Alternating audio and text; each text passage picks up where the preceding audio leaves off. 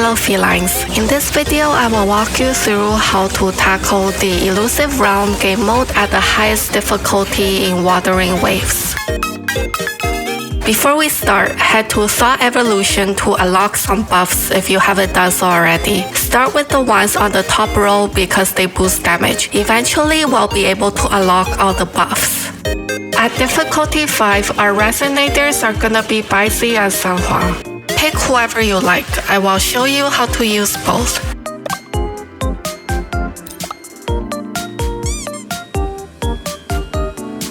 I'm gonna go with the 270% reward drop rate, which will apply some debuffs to make the game harder. So if you want an easier time, you can lower the reward drop rate to your liking. The Tortoise is a really OP echo for this game mode, so if you don't see it as an option, I would just exit and restart the challenge. We're gonna choose Sanhua as our companion because Baizhi already has healing in her kit, so we don't need the healing from Verena. What we need is ward damage, and also our Tortoise levels up with mostly glacial elements, and picking Sanhua gives us 2 glacial elements, so just choose Sanhua.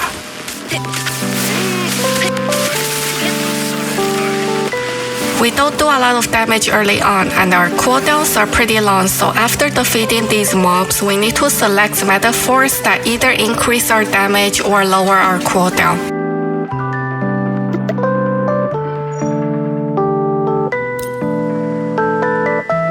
Heart of Fusion is the clear choice here because it adds damage. After talking to the cat to get our metaphors, run around because sometimes there are more cats around, especially on this little cliff. Also look for rocks with letters on them because they give dream fragments.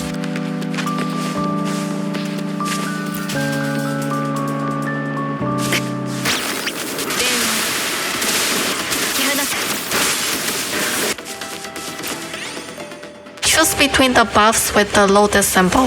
I'm gonna go with the last buff since it mentions something about dealing more damage.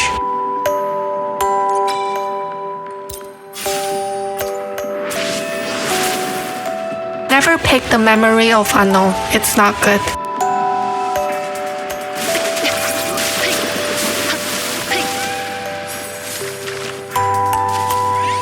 Honestly, the third one sounds pretty good too, but we also want to get at least level 1 on the Tortoise before the first boss fight, so we are gonna go with the metaphor in the middle. Getting our Tortoise to level 1 unlocks a shield every time we Q, which is very nice.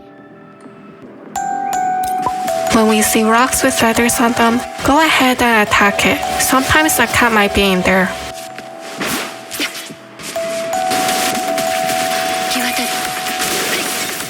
We can also use the sensor tool to look for rocks.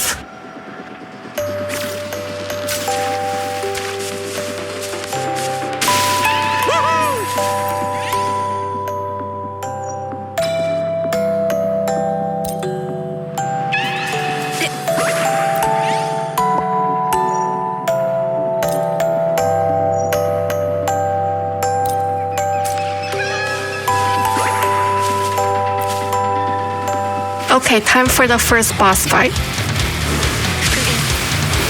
If you see a boss that's not this gorilla, consider yourself lucky because this boss is pretty annoying.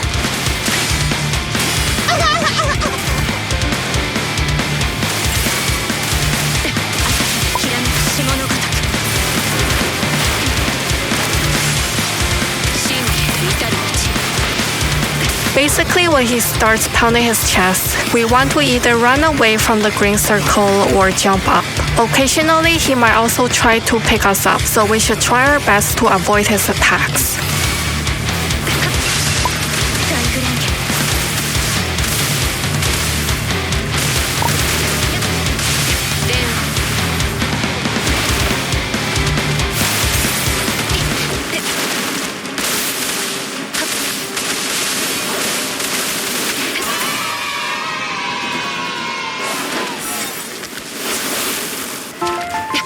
Let's Dusty Book is a very good metaphor to take, plus it helps us level up our Tortoise. I feel like our damage and cooldown are pretty good for now, so unless we see a metaphor that's very good, let's prioritize grabbing the glacial and electric attributes to level our Tortoise up.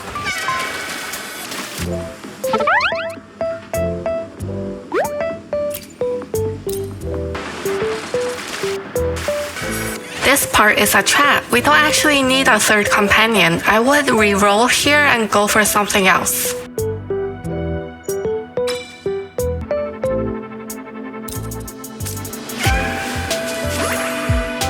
5 items that can get our Tortoise to level 3. If we have more Dream Fragments left, we can buy damage and cooldown reduction items.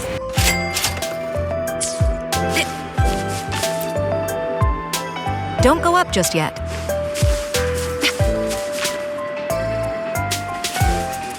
Always look here first when you are on this map.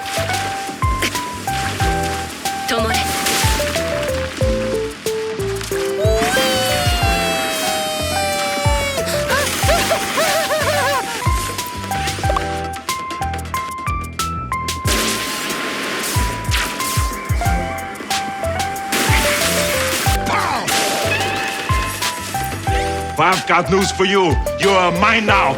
You belong to me.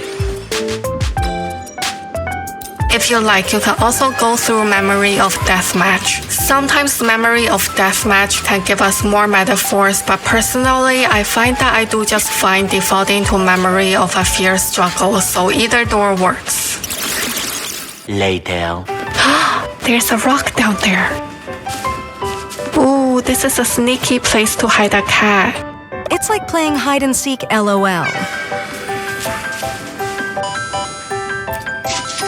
I always reduce defense for Dream Fragments because the items in the shop are worth more than the defense I've given up. If you need to recover your HP, go through the Memory of Rest instead. It's time to face the second boss. The Infernal Rider. He's a bit easier to deal with than the gorilla in my opinion. Just keep in mind that he'll try to run us over with his motorcycle, so be ready to dodge when you see him jumping on it.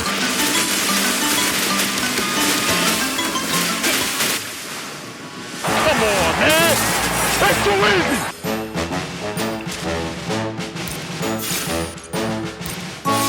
Always go through the Memory of Dreaming when we have the Tortoise as our echo because we can stand between 2 rocks and use the Tortoise. This way we can avoid the RNG component by destroying both rocks simultaneously and revealing both cats at once.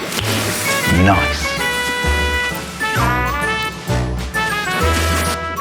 Many memories later.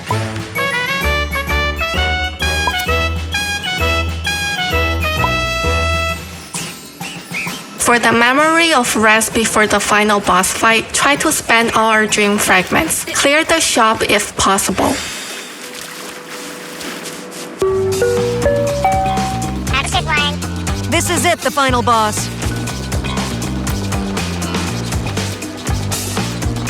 The easiest way to do this is to avoid damage by switching to Sanhua, heal or R every time we think Scar is going to hit us. Because of our metaphor choices, we should have a good mix of damage, cooldown reduction, and defense to support this type of playstyle.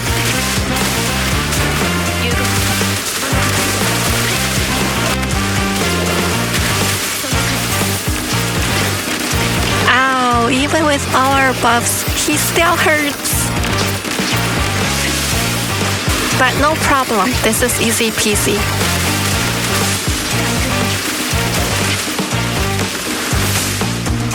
Okay, now I'll quickly show you how to play as Sanhua.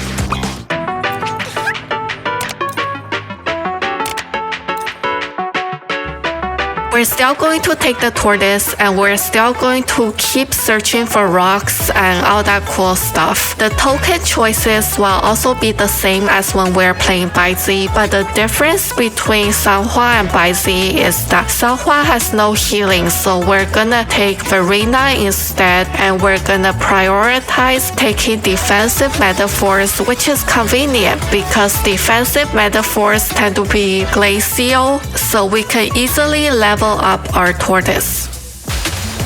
the Glacial Shroud buff at the start of the game. Then prioritize selecting resonance buffs such as Resonance Liberation and Resonance Scale buffs. Don't forget to level up our Tortoise to level 3.